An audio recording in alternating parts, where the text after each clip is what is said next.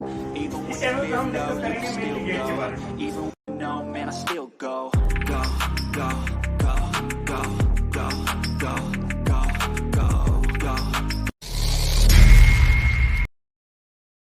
क्या हम बिना बिजली के भी कूलिंग कर सकते हैं? क्या ये पॉसिबल है कि बिना बिजली के भी कूलिंग हो जाए? ऐसा हो सकता है, ठीक है, मानो या ना मानो ऐसा हो सकता है। बिना बिजली के कूलिंग भी हो सकती है, बिना बिजली के रेफ्रिजरेशन भी अचीव हो सकती है, ठीक है। आप बोलोगे कैसे, तो कैसे के लिए मैंने ये वीडियो बनाई है जी। तो आइए जानते हैं कैसे, ठीक है। तो मेरा नाम है सुमित मलिक और आप सभी का वेलकम है मैकेंची मलिक साहब चैनल पे। आज के लेक्चर में हम पढ़ेंगे गेट के प्रीवियस ईयर क्वेश्चन करने हैं हमें VARS पे, वेपर एब्जॉर्प्शन रेफ्रिजरेशन सिस्टम पे हमें गेट के प्रीवियस ईयर क्वेश्चन करने हैं। उससे पहले हमें एक टॉपिक देखना है, बहुत ही इंपॉर्टेंट टॉपिक है जो इस चैप्टर का छूट गया था, वो है इलेक्ट्रोलक्स रेफ्रिजरेटर। क्या है इलेक्ट्रोलक्स रेफ्रिजरेटर? काफ़ी बार इससे क्वेश्चन आता है, काफ़ी सारे PSU के एग्ज़ाम में क्वेश्चन आता है, काफ़ी सारे जो स्टेट PSU हैं या स्टेट PSC हैं उनके एग्ज़ाम में क्वेश्चन आता है। तो इलेक्ट्रोलक्स रेफ्रिजरेटर है क्या?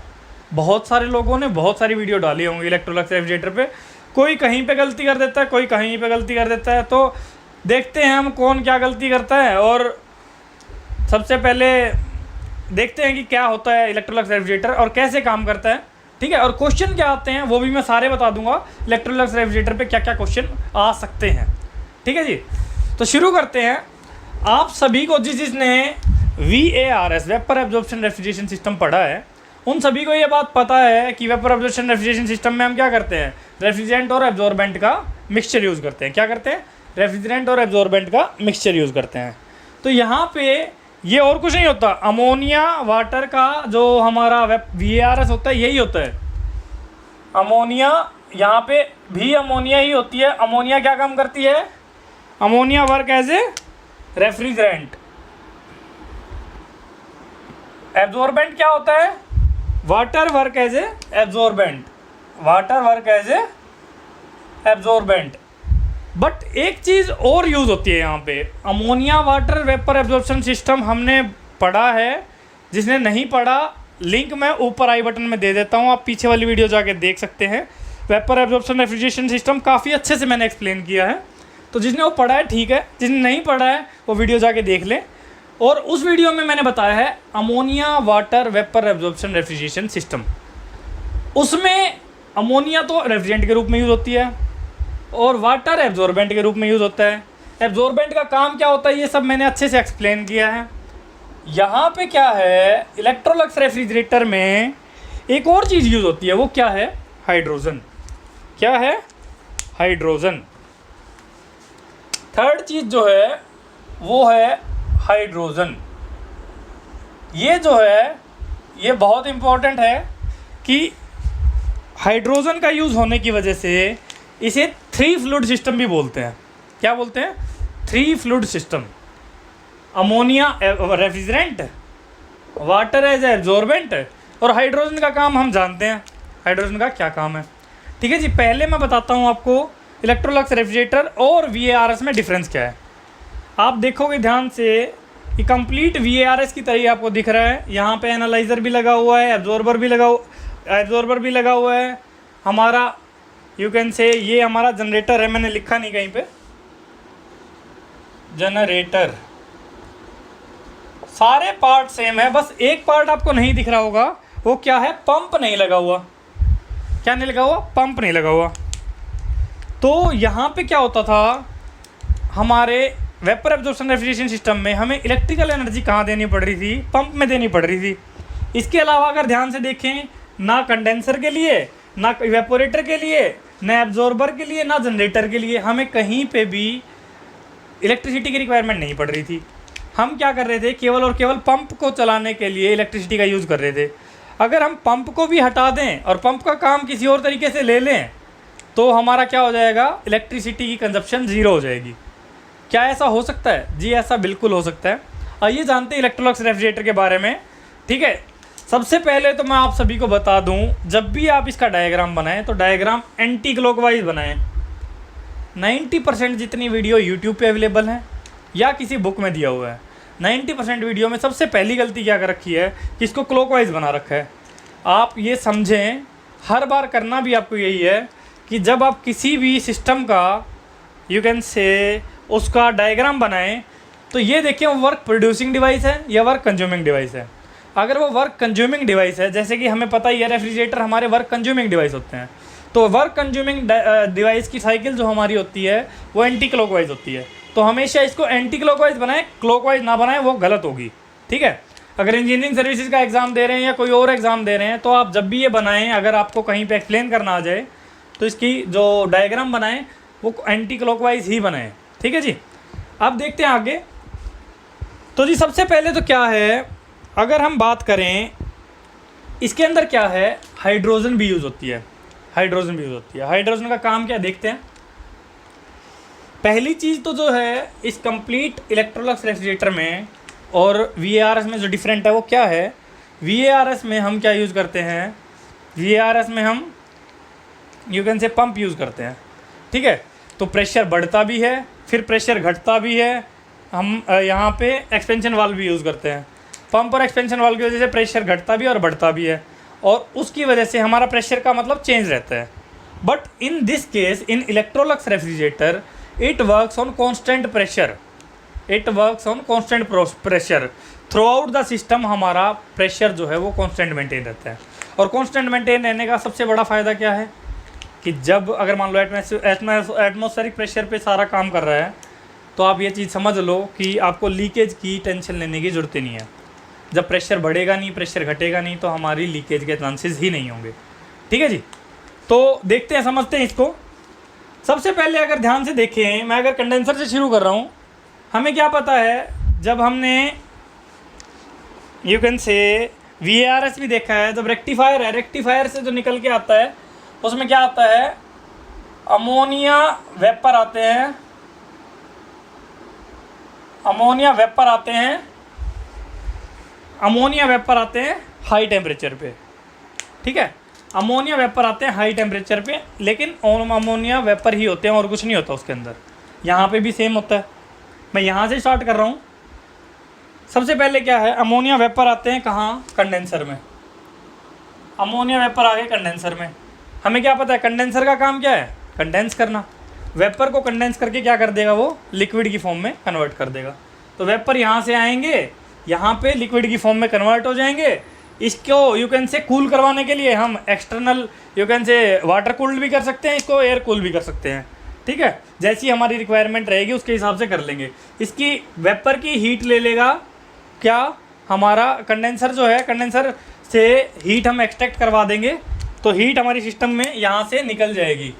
ठीक है, QC, कंडेंसर से हीट पहले भी निकल रही थी, अब भी निकल रही है, कोई दिक्कत नहीं है। इसके बाद ये क्या हो गया, ये लिक्विड की फॉर्म में कन्वर्ट हो गया, लिक्विड अमोनिया की फॉर्म में कन्वर्ट हो गया। यहाँ पे अमोनिया का वेपर था, यहाँ पे अमोनिया लिक्विड में कन्वर्ट हो गया। ठीक है जी, उसमें भी ऐसे ही हो रहा था। इसके बाद क्या हो रहा है, हम इसको कहाँ सप्लाई कर रहे हैं, लिक्विड अमोनिया को डायरेक्टली हम क्या कर रहे हैं, इवेपोरेटर में सप्लाई कर रहे हैं। कहाँ, डायरेक्टली इवेपोरेटर में सप्लाई कर रहे हैं। और इवेपोरेटर में क्या होता है, हम वहाँ पे क्या करते थे, वहाँ पे हम क्या करते थे, एक्सपेंशन वाल्व से उसका प्रेशर और टेम्परेचर रिड्यूस करते थे, उसके बाद इवेपोरेटर में सप्लाई करते थे। बट यहाँ पे हम क्या करते हैं, हाइड्रोजन गैस का यूज़ करते हैं। क्या करते हैं, हाइड्रोजन गैस का यूज़ करते हैं। और हाइड्रोजन गैस क्या करती है, जब हाइड्रोजन गैस इसके अंदर दी जाती है, जब वो लिक्विड अमोनिया के साथ मिक्स होती है तो हाइड्रोजन गैस क्या करती है, जो लिक्विड अमोनिया है उसका पार्शियल प्रेशर कम कर देती है। ठीक है, और पार्शियल प्रेशर कम करने से यू कैन से हमारा जो लिक्विड अमोनिया है वो कम टेम्परेचर पे बॉयल हो जाएगी। आपको पता है बॉइलिंग का प्रिंसिपल, जब किसी टेम्परेचर पर एक लिक्विड का वेपर प्रेशर उसके सराउंडिंग प्रेशर के बराबर हो जाता है, उस कंडीशन में हीट देने पर वो लिक्विड वेपर बन जाता है। यही होता है, यही तो बॉइलिंग का प्रिंसिपल है। तो यहाँ पे क्या है, यहाँ पे हमने हाइड्रोजन गैस सप्लाई कर दी। हाइड्रोजन गैस सप्लाई करने से क्या हुआ, उसने क्या किया, लिक्विड अमोनिया का पार्शियल प्रेशर कम कर दिया। ठीक है, इसने क्या किया, पार्शियल प्रेशर डिक्रीज कर दिया। किस चीज़ का, पार्शियल प्रेशर ऑफ अमोनिया, ये रिड्यूस कर देता है क्या, हाइड्रोजन। हाइड्रोजन का मेन यूज़ ही यहाँ पे ये है, ये क्या कर देता है, पार्शियल प्रेशर यू कैन से हमारा रिड्यूस कर देता है। पार्शियल प्रेशर रिड्यूस होने से क्या होगा, अमोनिया कम टेम्परेचर पे ही बॉयल हो जाएगी। इवेपोरेटर में जिस भी ऑब्जेक्ट को ठंडा करना है उससे अमोनिया हीट लेगी और इवेपोरेट हो जाएगी और हमारा ऑब्जेक्ट ठंडा हो जाएगा। यहाँ पे हमें कूलिंग मिल जाती है। उसके बाद क्या होता है, जो लिक्विड अमोनिया थी वो तो कहाँ कन्वर्ट होगी, वेपर में कन्वर्ट होगी। साथ में हाइड्रोजन भी है। हाइड्रोजन गैस जो है लिक्विड ये वेपर अमोनिया के साथ कहाँ आती है, एब्जॉर्बर के अंदर। और हमने पहले भी पढ़ा है एब्जॉर्बर के अंदर क्या होता है, वाटर और अमोनिया का वीक सॉल्यूशन होता है। वाटर और अमोनिया का वीक सॉल्यूशन होता है। उस सॉल्यूशन के अंदर हमें क्या पता है, अमोनिया जो है सोल्यूबल है। अमोनिया सोल्यूबल है, साथ में क्या करती है अमोनिया, सोल्यूबल के साथ साथ इसका क्या होता है, जब ये वाटर के साथ मिक्स होती है तो ये हीट लिबरेट करती है। तो जब हीट लिबरेट करेगी उसको हम एक्सटर्नली निकाल लेंगे। यहाँ से भी हम हीट बाहर ले सकते हैं, QA, ठीक है, हीट हम यहाँ से निकाल सकते हैं। साथ में hydrogen is the gas which is immiscible in ammonia and water. Hydrogen जो है वो अमोनिया या वाटर, इवन से वाटर के अंदर मिक्स नहीं होती। हाइड्रोजन वाटर के अंदर मिक्स नहीं होती, और हाइड्रोजन वाटर के अंदर मिक्स नहीं होगी, हल्की गैस है तो हाइड्रोजन ऊपर आ जाएगी। हाइड्रोजन ऊपर आएगी तो उससे क्या होगा, हाइड्रोजन अपनी वापस यू कैन से इवेपोरेटर में चली जाएगी। ठीक है, यहाँ पे हमारी पाइप लगी रहती है, तो हाइड्रोजन यहाँ से हल्की होकर ऊपर आएगी, वहाँ से वो हमारी वापस इवेपोरेटर में चली जाएगी। इवेपोरेटर में हमने फिर क्या करना है, जो लिक्विड अमोनिया बार बार आ रही है उसके साथ मिक्स होकर उसका पार्शियल प्रेशर रिड्यूस कर देना है, उसको जल्दी इवेपोरेट करवा देना है। फिर वहाँ से इवेपोरेट होने के बाद जो हमारा अमोनिया वेपर है और हाइड्रोजन वापस यहाँ पे आएंगी। यहाँ पे आने के बाद क्या होगा, सेम वही, हाइड्रोजन अलग हो जाएगी, हाइड्रोजन अपनी वापस इसमें चली जाएगी। तो हाइड्रोजन तो है, हाइड्रोजन कहाँ, इस केवल इस साइकिल में घूमती रहेगी। हाइड्रोजन जो गैस है वो केवल इस साइकिल में घूमती रहेगी, यहाँ से निकलेगी, यू कैन से यहाँ से वापस आ जाएगी। ठीक है, लेकिन जब यहाँ पे अमोनिया इसके अंदर मिक्स होगी तो वीक सॉल्यूशन जो है वो स्ट्रॉन्ग सॉल्यूशन में कन्वर्ट हो जाएगा। ठीक है, अमोनिया की कंसंट्रेशन बढ़ जाएगी ऑब्वियसली, वीक सॉल्यूशन जो है स्ट्रॉन्ग सॉल्यूशन में कन्वर्ट हो जाएगा। तो स्ट्रॉन्ग अमोनिया और वाटर सॉल्यूशन जो है ये ठंडा रहेगा यहाँ पे। ठीक है, क्योंकि यहाँ पे तो ऑब्वियसली हमने हीट इसकी बाहर निकाल ली थी। स्ट्रॉन्ग अमोनिया और वाटर सॉल्यूशन है, ये जाएगा कहाँ पे, ये जाएगा जनरेटर में। ये कहाँ जाएगा, जनरेटर में। जब जनरेटर में जाएगा, जनरेटर में क्या होगा, हम ऑब्वियसली जैसे हमने पहले भी VR में पढ़ा है, हम इसको वेस्ट चीज़ को, हीट को इफेक्टिवली यूज़ कर लेते हैं, लकड़ियाँ जला के या कोई बर्नर लगा के या कुछ और चीज़ लगा के हम इसको हीट करेंगे। जब ये हीट होगा तो उससे क्या होगा, इसका ये बॉयल होगा, और बॉयल होगा क्योंकि वाटर है और अमोनिया है इसमें। ठीक है, क्या क्या है, वाटर है और अमोनिया है, अमोनिया और वाटर है, अमोनिया और वाटर है। तो अमोनिया और वाटर जब बॉयल होंगे, तो मैंने पहले भी बताया था आपको, अब फिर बता देता हूँ कि अमोनिया और वाटर जब बॉयल होंगे तो एट हाई टेम्परेचर अमोनिया और वाटर सेपरेट हो जाते हैं। ठीक है, अमोनिया और वाटर सेपरेट हो जाते हैं। इसके ऊपर क्या लगा होता है, एनालाइज़र। और एनालाइज़र का काम मैं पहले भी बता चुका हूँ। एनालाइज़र क्या करता है, अपने अंदर से अमोनिया को तो पास होने देता है, लेकिन वाटर को वहीं पे रोक लेता है। और वाटर जब रोक लेगा यहाँ पे, तो वाटर जो यू कैन से इवेपोरेट हुआ होगा, वो वाटर क्या हो जाएगा, दोबारा कंडेंस हो जाएगा। वाटर दोबारा कंडेंस होएगा, यहाँ पे फिर अमोनिया बचेगी, तो यू कैन से अमोनिया के साथ वाटर मिक्स होगा, तो ये दोबारा इसका वीक सोल्यूशन की फॉर्म में कन्वर्ट कर देगा। तो यहाँ से स्ट्रॉन्ग सोल्यूशन आया था वो हमारा वापस वीक सोल्यूशन की फॉर्म में कन्वर्ट हो जाएगा, क्योंकि वाटर की अमाउंट ज़्यादा हो जाएगी। इसके बाद हमें क्या पता है, एनालाइज़र जो है वाटर पूरी तरह नहीं निकाल पाता। अमोनिया एनालाइज़र क्या करता है, 90% तक वाटर निकाल देता है, 90% तक वाटर निकाल देता है। तो इसको हम क्या करते हैं, जस्ट रेक्टिफायर में सप्लाई करते हैं, रेक्टिफायर में सप्लाई करते हैं। इस सारे को क्या करते हैं, रेक्टिफायर में सप्लाई करते हैं। रेक्टिफायर क्या करेगा, जो 90% पानी हमने निकाल लिया था उसको 100% कर देगा। ठीक है, यहाँ पे क्या जा रहा था, रेक्टिफायर में अमोनिया के वेपर जा रहे थे और वाटर के भी वेपर जा रहे थे, तो दोनों चीज़ें हमारी रेक्टिफायर के अंदर गई। और रेक्टिफायर ने क्या किया, इसमें से वाटर को अलग कर दिया, वाटर को कंडेंस करके वापस इसी के अंदर भेज दिया, तो ये वीक सोल्यूशन यहाँ पे बन गया वापस। वीक सोल्यूशन जो है, पहले ये बात समझ में आ गई होगी आपको। इसके बाद जो वीक सोल्यूशन जो है हमारा, वीक सोल्यूशन क्या करेगा, वीक सोल्यूशन को हम क्या करते हैं, यहाँ पे हॉट वीक सोल्यूशन होता है, और हमें क्या पता है कि जितना भी एब्जॉर्बर से हमारा वीक सोल्यूशन आएगा उसे तो हमें हीट करना ही है। तो हम क्या कर सकते हैं, ये तो हीट हो ही रहा है, यहाँ पे हमें इसको हीट करना है, तो हम क्या कर सकते हैं, इसकी हीट को वापस यहाँ यूज़ कर सकते हैं। इसका फ़ायदा क्या होगा, इसका फ़ायदा क्या होगा कि जो हमें ऑलरेडी हीट, मतलब जो चीज़ आगे जाके हीट करनी ही है उसको हम अगर पहले हीट कर दें एक तरीके से, जैसे यू कैन से ये प्री हीटर का काम करेगा। किस चीज़ का, प्री हीटर का काम करेगा। ये हीट एक्सचेंजर जो है ये क्या करेगा, हॉट फ्लूइड से हीट ले लेगा और कोल्ड फ्लूइड को हीट दे देगा। इससे क्या होगा, कोल्ड फ्लूइड का जो टेम्परेचर है वो इंक्रीज़ हो जाएगा। ठीक है, कोल्ड फ्लूइड का जो टेम्परेचर है वो इंक्रीज़ हो जाएगा। तो यहाँ से हमारा you can say weak ammonia और वाटर का जो सोल्यूशन है, जो हॉट है, वो हीट एक्सचेंजर के थ्रू आएगा, अपनी एनर्जी इसको दे देगा, यू कैन से अपनी हीट इसको दे देगा। ठीक है, यहाँ से अपनी हीट इसको दे देगा कोल्ड फ्लूइड को, और जो कोल्ड फ्लूइड यहाँ पे जा रहा था, स्ट्रॉन्ग जो अमोनिया सॉल्यूशन था, अमोनिया और वाटर सॉल्यूशन था, ये इसको क्या कर देगा, हीट कर देगा। तो उससे फ़ायदा क्या होगा, हमें यहाँ पे कम हीट सप्लाई करनी पड़ेगी इसको इवेपोरेट करवाने के लिए। ये सब हो रहा है कांस्टेंट प्रेशर पे। अब आप लोग बोलोगे कि नहीं, वहाँ पे तो ना हमारा जनरेटर में भी प्रेशर बढ़ जाता था, वहाँ पे हमारा यू कैन से उसमें तो प्रेशर बढ़ रहा था और घट रहा था, हम जो एक्सपेंशन वाल उसमें प्रेशर डिक्रीज़ भी कर रहे थे। यहाँ पे ऐसा नहीं होता है। क्यों? यहाँ पे हमने एक और सिस्टम यूज़ कर लिया है, क्या, हाइड्रोजन। तो अगर आप ध्यान से देखो, इवेपोरेटर के अंदर जो प्रेशर होगा वो क्या होगा, इवेपोरेटर के अंदर जो टोटल प्रेशर होगा वो क्या होगा, partial pressure of you can से partial pressure of hydrogen plus partial pressure of ammonia. ठीक है, यहाँ पे क्या है, हमारा इवेपोरेटर के अंदर जो प्रेशर होगा वो क्या होगा, partial pressure of hydrogen plus partial pressure of ammonia. But अगर हम बात करें यहाँ पे, नो डाउट यहाँ पे थोड़ा सा टेम्परेचर के साथ प्रेशर भी राइज होगा, बट वो प्रेशर जो राइज होगा यहाँ पे हमारा क्या मिल रहा है, ओनली एंड ओनली अमोनिया के वेपर। क्या है, ओनली एंड ओनली अमोनिया के वेपर। तो ऑब्वियसली अगर हम बात करें, अगर इसका प्रेशर में थोड़ा राइज आया भी है, तो जितना ये प्रेशर में राइज आया है, तो ये जो टोटल प्रेशर है ये it will you can say be approximately equal to pressure of ammonia inside condenser. ठीक है, ये जो टोटल प्रेशर रहेगा it will be approximately equal to pressure of ammonia inside condenser.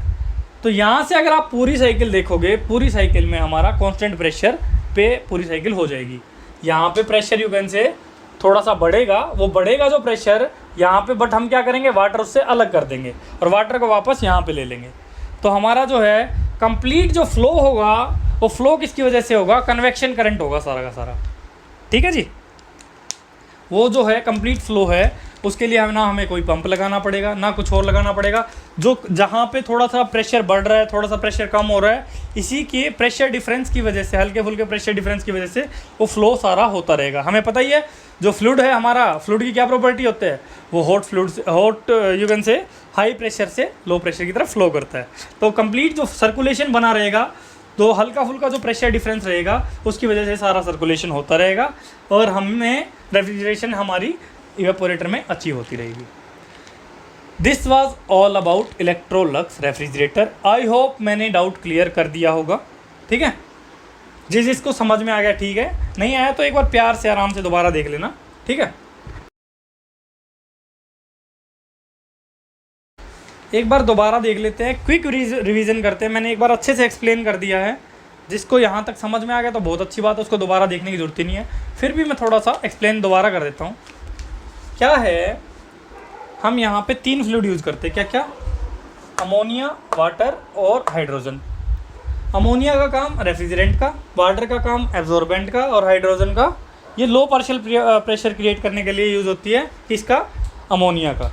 ठीक है जी, तो यहाँ पे हमारे को वो पता है कंडेंसर के अंदर क्या होता है, अमोनिया के वेपर एंटर करते हैं, वो अपना टेम्परेचर लूज़ करेंगे क्योंकि कंडेंसर क्या करेगा, हीट रिजेक्ट कर देगा एटमॉस्फेयर में।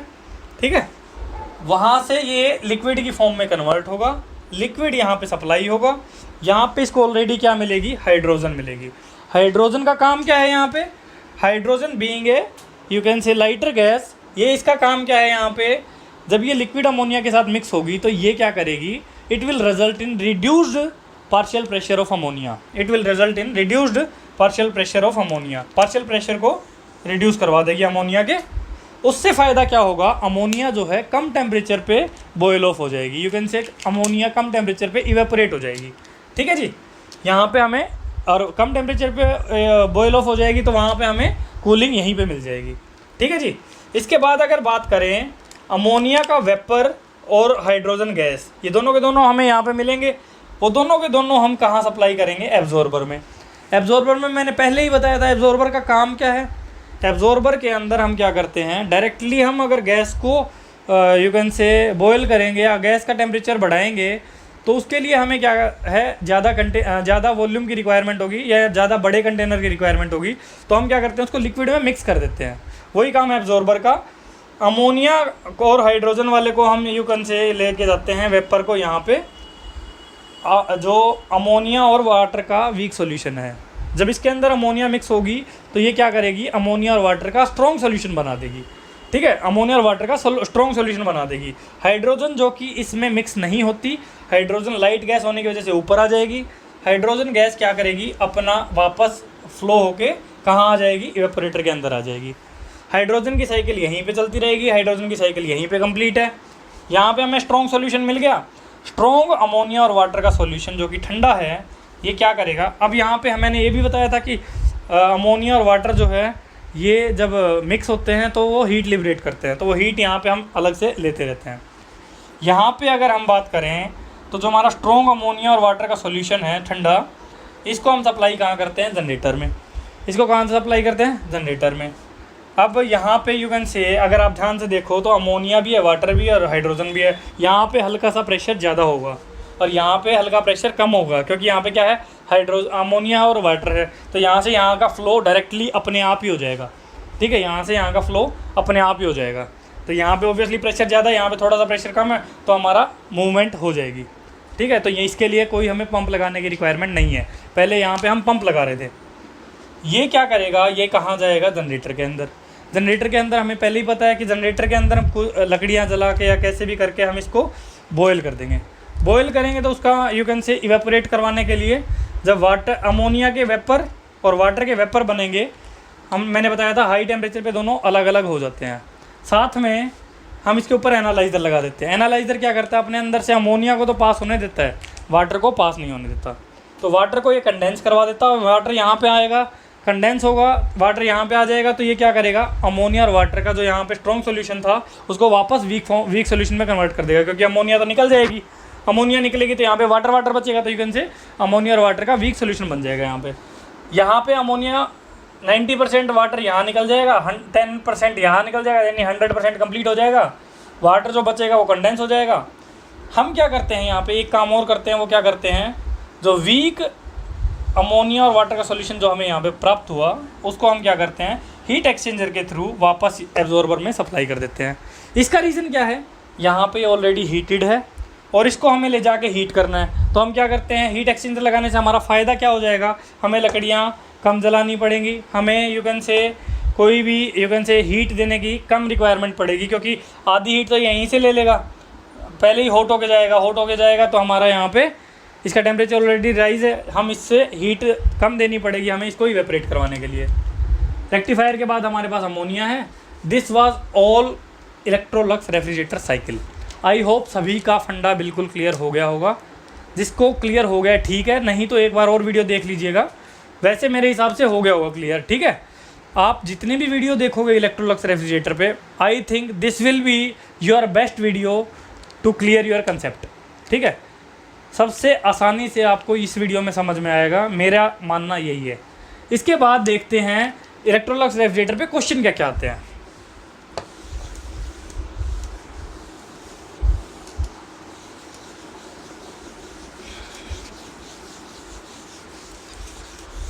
तो जी सबसे पहला जो क्वेश्चन आता है इलेक्ट्रोलक्स रेफ्रिजरेटर पे,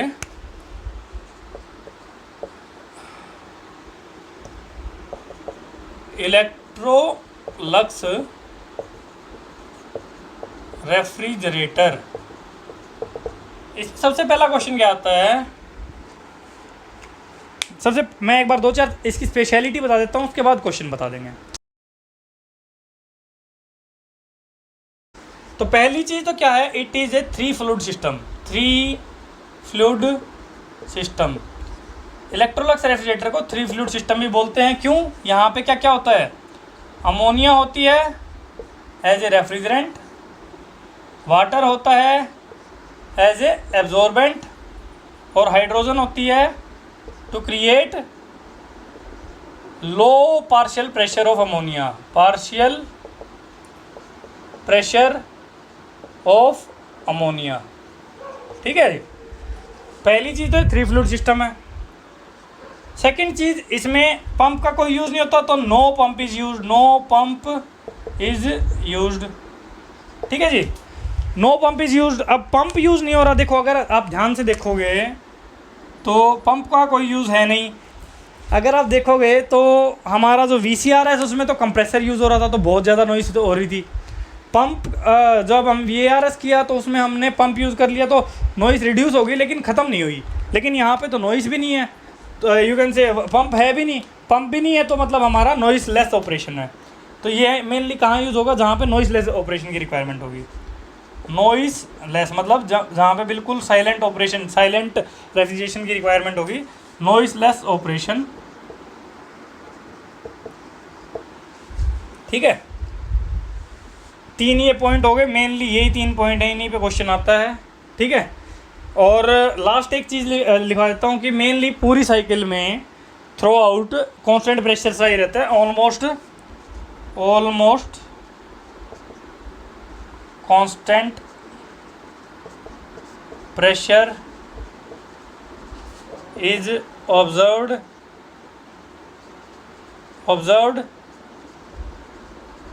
through out cycle. Almost constant pressure is observed through out the cycle.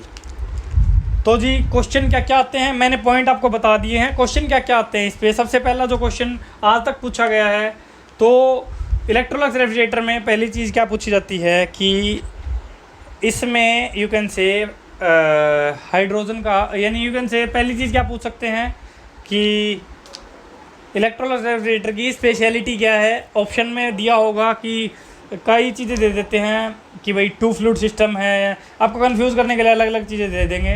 पहली चीज़ तो क्या है? नॉइसलेस ऑपरेशन है, बहुत इंपॉर्टेंट है, नॉइसलेस ऑपरेशन है। ठीक है, या डायरेक्टली आपसे ये पूछ लेंगे कौन सा रेफ्रिजरेशन सिस्टम नॉइसलेस ऑपरेशन के लिए यूज़ किया जाता है? Electrolux refrigerator. दूसरी चीज़ क्या है? इसके अंदर कोई पंप यूज़ नहीं किया जाता। ठीक है, नो पंप इज़ यूज्ड, ये भी बहुत इंपॉर्टेंट पॉइंट है।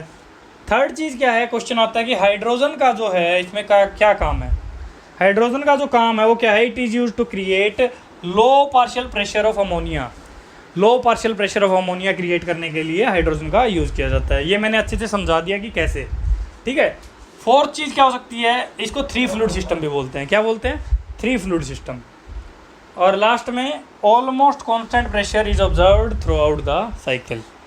ठीक है, तो और कांस्टेंट प्रेशर ऑब्जर्व होने की वजह से तो चांसेस ऑफ लीकेज तो हैं वो ख़त्म ही हो गए बिल्कुल। Chances you can say no chances of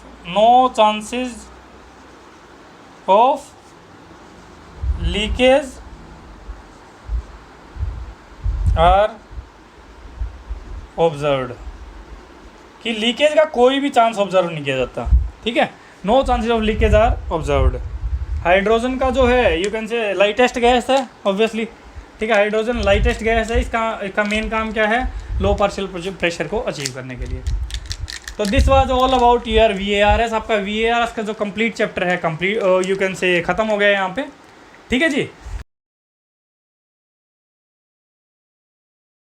इसके ऊपर अगर गेट के क्वेश्चन की बात करें, ज़्यादा क्वेश्चन नहीं आए हैं, 2 ही क्वेश्चन आए आज तक गेट के, क्योंकि गेट में कोई ज़्यादा इंपॉर्टेंस देता नहीं है VARS को, इतने ज़्यादा क्वेश्चन बनते भी नहीं है VARS से।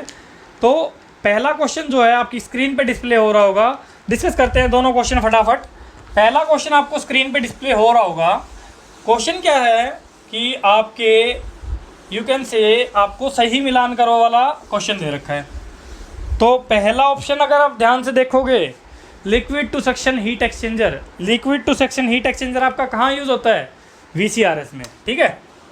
Liquid to suction heat exchanger जो है वो कहाँ यूज़ होता है? VCRS में, ठीक है जी। आप मैच कर सकते हैं इजीली। दूसरा क्या दे रखा है?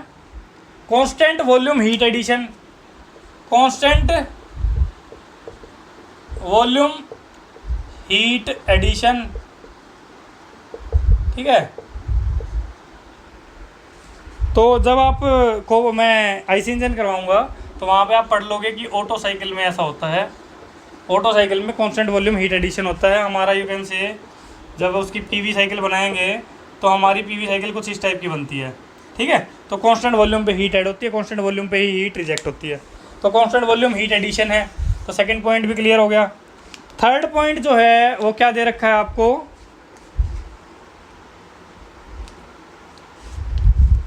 थर्ड पॉइंट आपको दे रखा है नॉर्मल शॉक। नॉर्मल शॉक जो है जब हम FMC पढ़ेंगे उसमें हम पढ़ लेंगे, ये कन्वर्जिंग डाइवर्जिंग नोजल में ऑब्जर्व होता है। कन्वर्जिंग डाइवर्जिंग नोजल में ऑब्जर्व होता है, डाइवर्जिंग नोजल। और लास्ट जो है आपको दे रखा है अमोनिया वाटर यू कैन से सिस्टम जो है, ये क्या है? VARS है। क्या है? Vapour absorption refrigeration system. आप इनको मैच कर सकते हैं।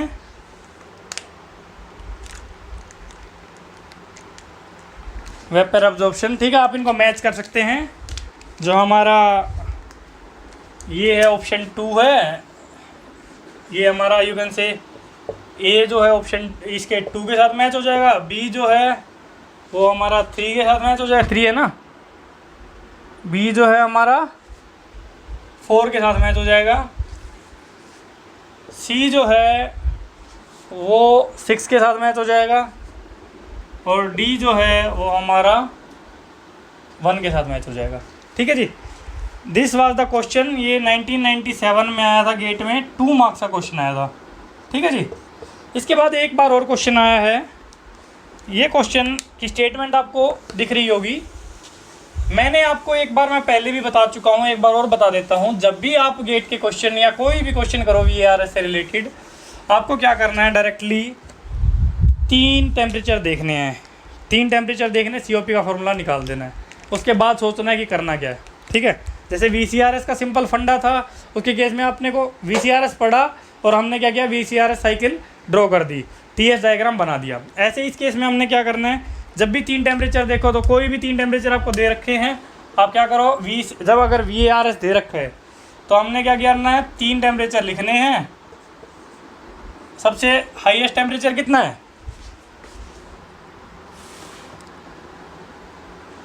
सबसे हाईएस्ट टेम्परेचर दे रखा है आपको 400।